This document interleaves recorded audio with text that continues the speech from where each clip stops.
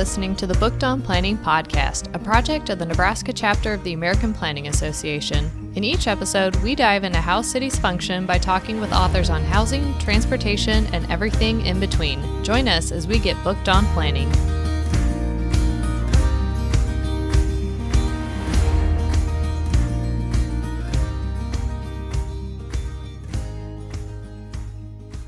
Hello, all. Welcome to the first of a Hyde Lecture series podcast. We are here with Dave Amos today. My name is Anita. I'm Ciara. This is an offshoot of the Nebraska APA Booked on Planning podcast. And we just want to introduce our guest. He is a current professor at Cal Poly in urban planning, and he's also YouTuber and influencer, I think is also the term. I don't know if I like the term influencer. Hi, thanks for having me, by the way. But sure, I make videos on YouTube about city planning. Oh, wonderful. Okay, so we just want to start you off. So how did you get started making these YouTube videos? Yeah, so back when I was a city planner, before I was a professor, there were often times when I'd want to show videos about city planning to like community groups and things because those folks didn't know anything about like healthy communities or smart growth or things like that. And I would have to, in my job, then develop a whole PowerPoint to tell them about it. And I wish I could just show them a YouTube video. And they didn't exist. This was back in 2013, 14. So later on when I was in my PhD, I taught Intro to City Planning. And I thought, well, this is actually a lot of information that people outside of the classroom might be interested in, like namely those advisory board members I was trying to brief all the time. So I just thought, what the heck, I'll try making videos. And I just started doing it and never really stopped. And here I am 8 years later. Incredible. Yeah, and so I have a lot of familiarity with your YouTube videos. Whenever I have questions, they're usually the first thing that pops up. They're very informational. They're very direct. It seems like you have like a focus on getting the information out there. You have a very historical approach to how you approach videos. But I was wondering, how is it you see your specific audience? Because I know it differs between nationality, age demographics, and like professional or unprofessional. Yeah, that's a great question. I see my audience as folks who are just generally interested in how their communities work. Like I said, there's not a lot of information out there on popular social media that goes in depth about how communities work, how zoning works, how transportation works. So I just feel like I'm filling that gap, and I'm hoping that they take that information and apply it to their communities and helping create change, where they live. So that's the goal. I think as sort of urbanist YouTube world has sort of grown, we're seeing more channels who are targeting different audiences, which I think is great because I think we're seeing folks who are diehard activists, and there's channels for those kind of folks. There are people who are Marxist, you get the Marxist planning. But I try to keep mine at the level of what I think of it as like a science center. If you go to like a museum or a science center, you're never going to come out of a science center knowing the in-depth particle physics, right? But you might learn a little bit about physics, and you might learn that you're interested in physics. Yeah. And I feel like that's my YouTube channel, sort of like a museum that might get you started down the road to learning more. Yeah. As someone who frequently watched your, especially the intro videos of, Dr. Cochran uses them very frequently in her intro class, and I really appreciate them coming from not a background in planning and then being able to have that basis. They're extremely helpful and very basic, and I think that, it's reaching an audience that doesn't have a background in planning for sure. Yeah. I'm hoping that it's sort of like the gateway drug into planning, and there are channels that go into much more in-depth or, again, are addressing somebody who's already sort of drank the Kool-Aid and want to go further. But I'm trying to be at the wide end of things. Yeah, you give a tantalizing taste into what's going on in the field right then. Yeah, for sure. Yeah, and one of the interesting facts I came across in researching a little bit is that your audience is largely international. I think it was 60%. Yeah, it's over 50% international, which shocked me. Yeah. Because honestly, most of my videos are U.S. focused. Primarily because that's where my interest is and that's where my expertise is, right? I don't feel that comfortable, say, talking about Belgium and their planning issues because I've never been there. But there have been a lot of calls for my audience to do international content, so I will do it once in a while. But those are often either, again, on a topic that I'm pretty familiar with, I've been there before, or have some sort of partner in that community that can kind of make sure that I'm hitting the mark. But yeah, it's an interesting audience sort of breakdown. But I think that a lot of folks actually watch the US-based ones, even if they're abroad, just to see how crazy US city planning can be sometimes. Yeah, probably makes them feel better about their circumstances. Oh, if you're from the Netherlands, I'm sure that's what it does. Yeah. Another question that I have as we're moving into this, it feels like we're in a slightly new age of planning. At least I am still a first-year student. I'm just getting into this in a professional sense. But it feels like there's the new impetus of people learning more about planning from more casual spheres like YouTube. How do you currently see as as somebody who's been a practicing planner before, and now you're more in the education sector, how do you see the state of planning as it currently is? I think we're in a really exciting time for planning. Yeah. And that's what I tell my students too. I think you're picking up on that as well, which is great. When I was sitting in my students' shoes as undergrads like 20 years ago, we were barely talking about any of the things we're talking about now. Like a striped bike lane was exciting. The concept of mixed use was foreign and new, but today things are moving really fast. I think we've gone farther in terms of active transportation, for example, in the last 5 years than we have in the last 20 years prior to that. Things are just really speeding up. I think a lot of that has to do with the fact that people are starting to realize that, oh, wait, like cities could be better, right? We're dealing with housing affordability being a real challenge, not just on the coast anymore, but right. I'm hearing that Lincoln prices are getting high, right? And then we're also dealing with people want to get around not just in a car anymore. And we're seeing pedestrian fatalities go up. So that's a challenge. The Black Lives Matter movement in 2020 and that all the George Floyd protests and things are making it realize that we sort of have systemic inequities in our cities, right? So there's all of these problems that people are now starting to realize are something that urban planning can actually help address. So there's an appetite for content that helps people understand these challenges and perhaps propose solutions. So I think that has fueled the rise of YouTube urbanism, basically, is all these sort of people looking for answers. Yeah. And I mean, in that vein, there's also the growth, I'm sure you're very familiar, of strong towns. And Lincoln just started their first chapter of strong towns. Oh, that's great. One of our program members is the founding member of it. We've started groups where we're talking through these things. Where do you see these more bottom-up approaches to planning fit into the world of practitioner planners? Because there seems to be a little bit of divide still there. Yeah, I'm super excited about the growth of these online communities, so excited. One of my students started a Strong Towns chapter for Santa Barbara, which is just down the road from San Luis Obispo. It was amazing to watch him go from, I think I want to start this thing, to now they have, I don't want to misquote him, but they've had meetings where I've seen pictures 50, 60, 70 people. I mean, it's he's capturing lightning in a bottle, clearly. There's this interest. And yeah, it's bottom up. It's folks who are interested. A lot of times, especially in the beginning of these organizations, it seems like they don't know exactly how to affect change, but as they keep going, they find ways. They're contacting local government leaders. They're writing letters to the editor and sort of developing this power base that is challenging some of the sort of entrenched interests, often which are sort of NIMBY or sort of just traditional. So I think it's the most exciting place planning is, or the most exciting things in planning are happening right there at the moment. And I'm fascinated. Honestly, what I'm doing right now is I'm trying to start a bit of a research program interviewing folks who are starting these Discord groups online around urbanism just to figure out how do they find each other? How do they go through the process of developing these power structures? Because I think that, again, it's so exciting and this is where we're going to see the change. And I think you're right to talk about sort of the difference between them and practitioners. I think practitioners already know a lot of these things because they've went through a planning program like the one here in Nebraska, but they are beholden to community members who elect these elected officials who might have different views on planning, which aren't maybe as progressive. But if we have these on the ground folks who can pressure local government officials to take a more progressive stance, they sort of unlock these practitioners who are just chomping at the bit in many cases to do these cool progressive planning policies. Yeah, I find that most planners get it, especially the younger generation, but are hamstrung by generally the public who are sort of wary of new ideas. Just going back to your point of strong towns groups and community groups that don't quite know how to get a footing in. They have a lot of enthusiasm about something. They know where things want to go, but they don't quite necessarily know exact policy steps to take. And I think in a small group we've started so far, it was first just people talking through stuff, and it was kind of messy. It was a lot of ideas all at once. But there's something really strong about continuing. It feels like week after week we sort of clarify what we want to do specifically more, and there's more deeper relationships that occur. In these meetings, I'm sometimes afraid that this is going to be just a one-time off thing. We'll finish the book we're reading and we'll just be finished with the discussions. Interest will wane off. How do you see this this interest? How do we sustain it? How do we keep it going?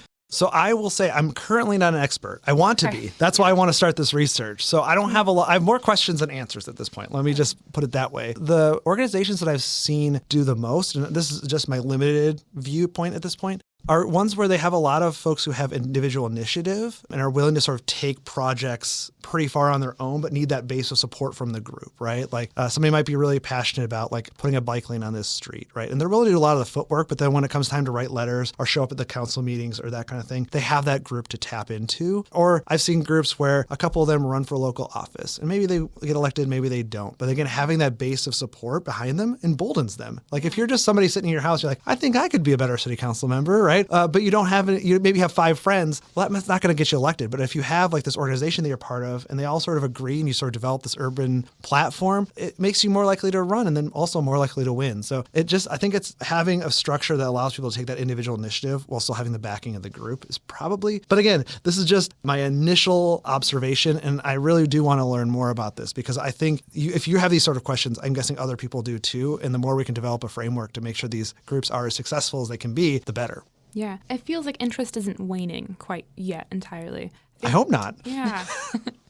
No, I think it's growing. I certainly think the number of channels on YouTube is growing, which is awesome. Like it seems like more and more people are like, hey, I have something to say about this too, which is awesome. I really believe that we need a diversity of voices in the space. So the more we can get folks out there, the better. A video that I make might not appeal to somebody, but somebody else's channel might actually be the perfect thing that somebody needs to hear. So the more voices we have out there sort of targeting different folks, the more people will listen and join in. So. Yeah, I agree. I think in the last couple of years, there have been like a lot more YouTube channels that have arisen. And I have a friend who wanted to ask a question today, but he sees that there's a certain like group of people that have become more educated in this like sphere of YouTube knowledge. And that sometimes it raises concerns if like there's like a new kind of false certainty that they gain in this like abstracting of planning principles into the sort of planning world where you've just exclusively learned a lot of your material off of YouTube channels. Do you have any trepidation around this, or is it still just like we're learning for the sake of learning?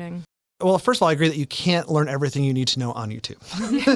That's a certainty. Yeah. So anyone who says that they know everything, they learn from YouTube is working with incomplete information. Let me put it that way. But I think, again, I just sort of view it hopefully as a starting point for folks. Like, and it sounds like, maybe you have like a book club, so you're reading beyond YouTube, right? Or for some folks, they're going to be so interested that they decide and go and pursue it as a career or go get a degree in it, right? Like there are many paths from YouTube, but it really is just the starting point. And I also really don't like the sort of echo chamber discourse that happens in urban circles sometimes where they seem like they're arguing or talking with each other when most of the work in planning happens at the ground level, at the grassroots level, and taking some of this information, translating it into what can be done in my community. That's sort of like where the most important work is happening. That's where I hope people's actual discourse is happening and not arguing with each other about sort of like larger goals or national issues. Ciara and I are currently in a planning theory course with Dr. Cochran. Incredible professor, if you were wondering. Absolutely. I have no doubt. And one of our key questions at the core of one of our classes last week was the tension between theory and practitioners. You have theoreticians who work primarily in academic settings, and you have practitioners who are mostly the policymakers, the people that are seeing how theory works hypothetically on the ground and are mostly occupying themselves with how things are working out and not necessarily promoting theory. And so how do you see this field? Is it necessary to have both? Should both be cooperating more? Should there be a tension there between the two? That's a good question. I personally am allergic to theory. I have actively avoided every single theory course offered to me, which is probably to my detriment, honestly. I think Dr. Cochran probably has a much more nuanced take about how they blend together. I was a practitioner first, and I just really focus on getting stuff done. Like that was my interest, right? And for me, theory is fascinating, and it can actually really illuminate practice. And I find myself now, as somebody who is formerly allergic to theory, when I hear it now, I'm like, oh, that actually is really provocative and interesting and makes me reflect on my own practice. So there is value, I think, as a reflective tool. Do you have any examples of cases where that happened? So there's a couple different ways of thinking about theory, and I don't know what you are all learning about, but one of the areas of theory is theory of planning practice. Yeah. Right? Like, how do planners plan? And I found that to be really helpful because I received I did take an introductory course in theory of planning practice.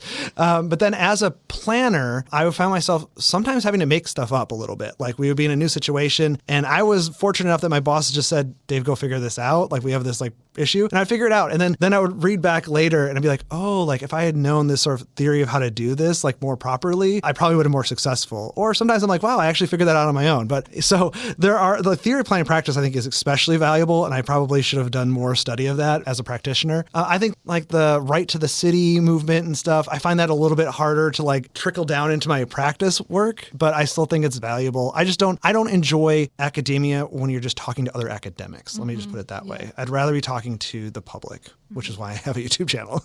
So kind of a thing that was brought up when we were discussing that in our theory class was that one of the studies, the reason they cited that practitioners do use theory is because they were writing papers, or so they said they were writing papers. Because the critique of that paper was like practicing planners are not sitting there writing papers to be published, and they're not doing any of that because they're actually like getting stuff done, as you said. How would we make a world of planning that would then allow for practitioners to publish their work that they're doing outside of the work that like they're obviously very invested in?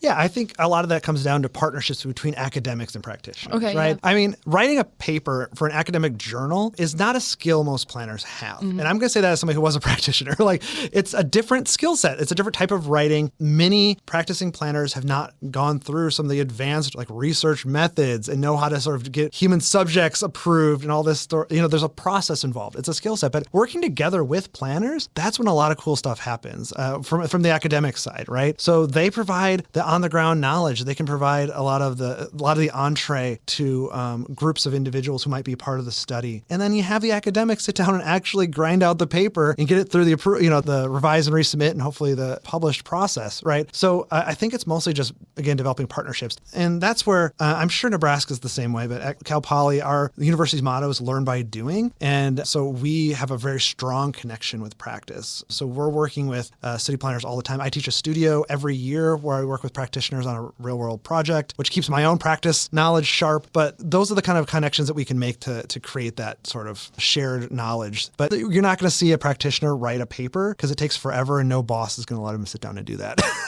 Right. It's a long time. Yeah. And like I said, that was like one of the main critiques of that entire paper was like, I don't think that like your methodology is all the way there with these practitioners writing papers to be published. Maybe if I had worked for that organization, I would never be a professor because I could write papers and be a planner. Right, I don't know. exactly. But I've never heard of that before. Yeah. Another question we had is when working as a practitioner, you've had lots of years of practitioner experience. One of the questions planners have to deal with is like, how do you meaningfully engage with the community? And how do you make sure that it's not just like pandering? It's not like listening and then like turning the other ear and doing what you think is best. How do you make it that like you're actually listening, engaging with the issues that the community is facing and then like moving forward with that? Yeah, this is where theory intersects with practice right here, right? Because there's lots of theories about how you best work with the public. And this is where I probably also should listen to my theory class a little bit better. But I do have lots of thoughts on this because for some reason, when I started my job as a planning consultant, they just said, you're in charge of all community outreach. And I said, okay, I don't know what I'm doing, but sure. That's what you do in your early career, by the way, is just say yes to everything and just give it a shot and see how it goes. I don't know. Thank you. Great, thanks. Yeah, I mean, that's honestly like my most valuable experience came from when I really thought I was like kind of out of my depths and you just figure it out. But my motto is always have the public do as much direct planning as possible, if that makes sense. So don't abstract the task of planning. So for example, we had to do a visioning workshop for a community. We were doing a comprehensive plan update. So we had to come up with a community vision for the whole community, right? For all the different like environment, land use, transportation. So we thought, okay, well, how do we get community to agree on a vision? It's very difficult. So we thought, why don't we just let them write the vision statement themselves? So we just created what we called are you familiar with Mad Libs where you fill in the blanks? So we just set up like the framework of a vision statement. And they had to fill in a bunch of nouns and adjectives like to sort of fit the vision statement. That's amazing. And they did. So we had like, I think for that workshop, there was like 120 people there. So we had like, I don't know, like 12 different tables. And we just had them work collectively in groups to come up with 12 different vision statements according to this Mad Libs. And we didn't go into it thinking that we would actually use that framework to be our vision statement, but we received so much agreement on it. And it was so good that we just used that vision statement. Like we just kind of collected all the answers, chose the most popular answer for each blank in the Mad Lib, and that was the community's vision statement. So we had them do the planning, and then the next most important thing, if you have them do the planning, is now you go back to them and show them that you listened. So I always have the viewpoint that every single bit of information we collect, every bit of feedback we collect, we are going to put into an outreach summary every time we go out and collect outreach, and we'll summarize it at the beginning of the document, but we will verbatim list every single comment that was ever said to us, so that if anybody ever participated, they can open that up and be like, aha, they heard me, and it's right here. And hopefully they also see it in the summary because we've captured the community's overall sentiment. But it's a matter of sort of like not getting them as directly involved as possible and then showing that you're listening. And it's more complicated than that, but for a podcast, it's probably enough detail. But that's what I like to focus on. Do you find that there is community consensus usually, that there's like a general trend that most members are headed towards? Not always. Yeah. I mean, that's one of the critiques. More planning theory here, but one of the critiques of the rational comprehensive model is that it's often impossible to create a shared vision for a community, right? When you have so many disparate groups. So vision setting, I think, is one of the trickiest parts of it. I've been fortunate enough in my career to mostly work in communities where the vision is pretty easy to figure out. But I know from talking with other planners that it can get messy. So I think that's probably one of the hardest things. But once you can get a vision, it's really important. Then every single alternative that's like a land use alternative has to conform to the vision, right? Like it is really a guiding force for plan development. So getting that right is good. And then if you can get it, the rest of the process is a little bit less messy because you can be like, point back to that vision. Mm-hmm. When you're doing these like vision statements or like collecting groups of people to like create them, in any of that process, do you do any specific things to make sure you're reaching out to marginalized communities to make sure like obviously their voices are being heard? What are some of your strategies for that? Yeah, so it depends on the community. Sometimes I was a planning consultant, right? So I would come into a community, we would have the experience around developing a comprehensive plan, and then the local planners would have the experience with their own community, right? So sometimes what we would do is we would let the local planners engage the community. We would say, okay, we're gonna have this workshop, we're gonna go do this event or go here, there. Reach out how you would normally reach out. They would do that, and that's fine. So I didn't always do that side of things. In one community, they had a long-standing negative relationship with the community, the city government did.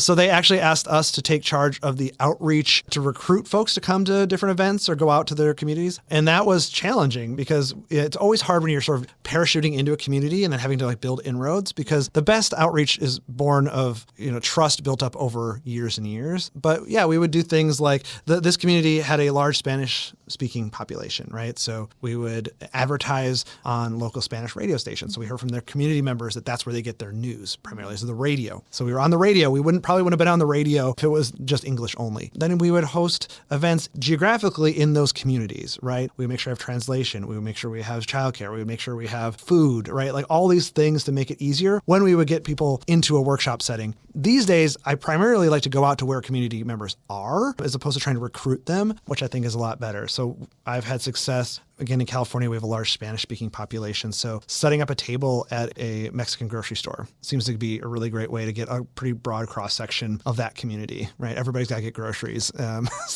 then we're also fortunate that we have a fair number of folks in our classes when I work with my students who can speak Spanish, and they can have a pretty good conversation. So, but like I said, I am not an expert in this. This is just sort of my own on-the-ground experience. But you're right to ask the question, because I think that's perennially a tricky issue, is how do we get the folks we want to get out involved? And I think like making a conscious effort to it, like it still like stands to like be better than like historically what planners have done. So I do applaud you for like especially reaching out to your students as well. No, don't applaud. It's the bare minimum. No, please truly. Comparing against historic, it's a low bar. Yeah, and talking about theory, like theory has not been like the history of theory has not had good faith actors. There's been some bad people.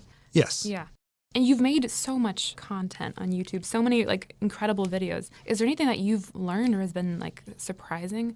Yeah, I'm always surprised, I guess, by which topics people are interested in or which ones they resonate with. And to the point where, again, I've made videos for 8 years. I'm probably at like 180 videos or something. I can't remember. But I will tell you right now, I am not confident that any one of my upcoming videos will hit with my audience, or I don't know.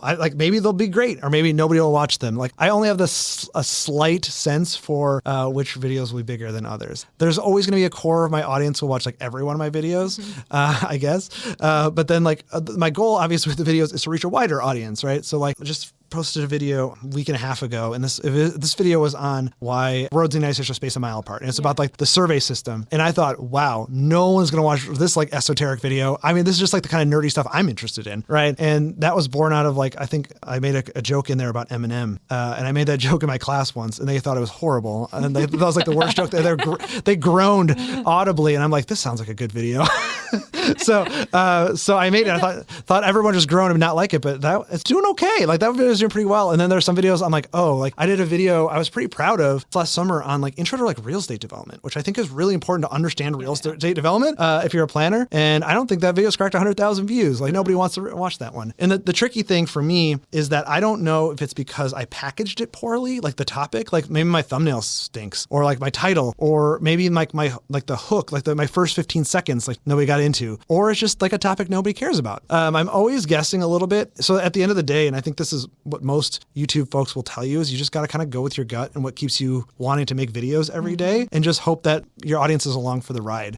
I don't try to be too strategic with my like topic choice or anything like that. I mean, if I haven't done like a video on an international topic in a while, I might just like throw them a bone. Or if I haven't done like a really nerdy like policy video in a while, I might do that. Like I see my audience as like broad audience stuff, sometimes more like for like activists. And sometimes I do videos specifically because I know that they'll be shown in classrooms. So just kind of thinking about if I'm sort of targeting those different audiences at different times the best I can. But again, I don't really ever know if it's going to land or not. Yeah, I do think there's trends. You know, a lot of times, I know biking is really popular, pedestrianization, sort of keep making walkable cities. There's like periods where something will have a huge growth and a lot of content will come out in that area. And then I'm sure eventually people will get more into real estate and that video will also have its heyday. Sure, I hope so. Yeah. The point I make in the lecture, the Hyde Lecture, is I've joked about this with some other urbanist YouTubers, is that there's only so many ways you can say cars bad, housing good. Right? Yes. But if you find a new way to do it, that video will probably get a lot of views because people want to hear that message a lot. But for someone, again, who's made a lot of videos on those topics,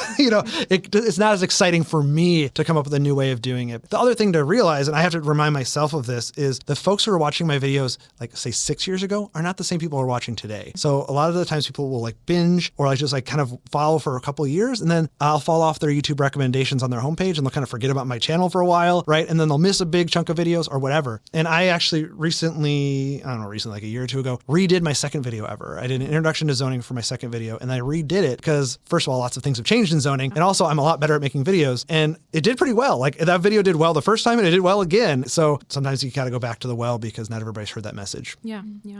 Those are mostly the planning questions I have for you, but I have one personal question that I would love to ask. You go to so many new cities. How is it that you approach a new city? You get off the train, you get off the plane. How do you get a feel for a city? Transportation, neighborhoods, food. What is your method? Yeah, that's one of my favorite things to do. And I already did that in Lincoln a little bit. I had some time yesterday. I'll have some time tomorrow, too. I'll do it some more. Yes, you should. Honest Abe's, best burgers. Oh, good to know. Okay. All right. I'll be around for lunch, so I'll make sure that's on my list of things to do. I don't know. I always do. I just love to explore. I always will be either on foot or on transit or both. I don't think you can best view a city, at least the parts of the cities I'm interested in a car. So I'm sort of at that level, first of all. I think transit's the best because you really get an actual cross-section of what the city is like by looking at the other transit riders, and that's really fun. I also, while I enjoy being in the core part of a city, which is often the most dense and historic and interesting, getting out into other neighborhoods gives you a really broader cross-section. Mm-hmm. I think I mentioned I was in Seattle recently, and taking transit out into neighborhoods, I did this multiple times for a video I did, and that was super instructive. Like, oh wow, like this neighborhood is completely different than downtown. People think Seattle, they think of like, the Space Needle, but this is where real Seattleites are living, and this is what it's like. So that's really fun to do. And then you eventually just also develop an eye as somebody who goes to different cities, or you are going to develop an eye as a planner for just like details, right? Like, oh, they do this differently. Like this transit stop is different, or look that they have these two different types of land uses together in a way that I've not seen before, or it's very common. I didn't know that these two cities would have similar land use mixes or something. There's an Alan Jacob book called Looking at Cities,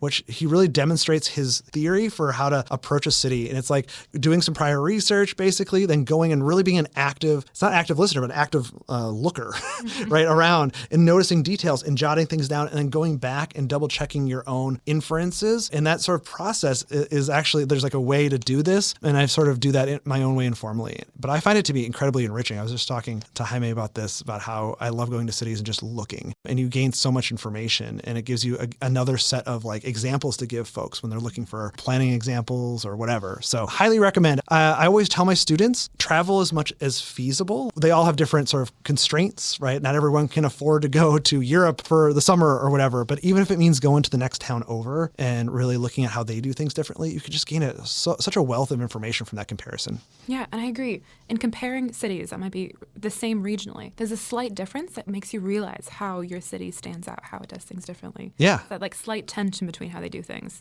Yeah, I think I honestly I would love to see, I don't think I'm the person to make this, but I think like a travel series with urban planners would I think be a fantastic, because I think they have a different eye than somebody, you know, like you had like Anthony Bourdain sort of travel and use food as his lens. But I think like city planning is a really interesting lens to travel through. The transportation system, the housing. Yeah, exactly. Put a GoPro on like a few planners walking around and you might get some really good commentary. What are you guys doing? You should start, you should be doing this for us. Yeah. Definitely. Yeah. All right. Well, Dave, thank you so much. This was an incredible discussion. I appreciate all of your wisdom. Thanks for having me. It was great. For sure. Anytime. Hopefully again. Next time in Lincoln, I'll stop by. Yeah.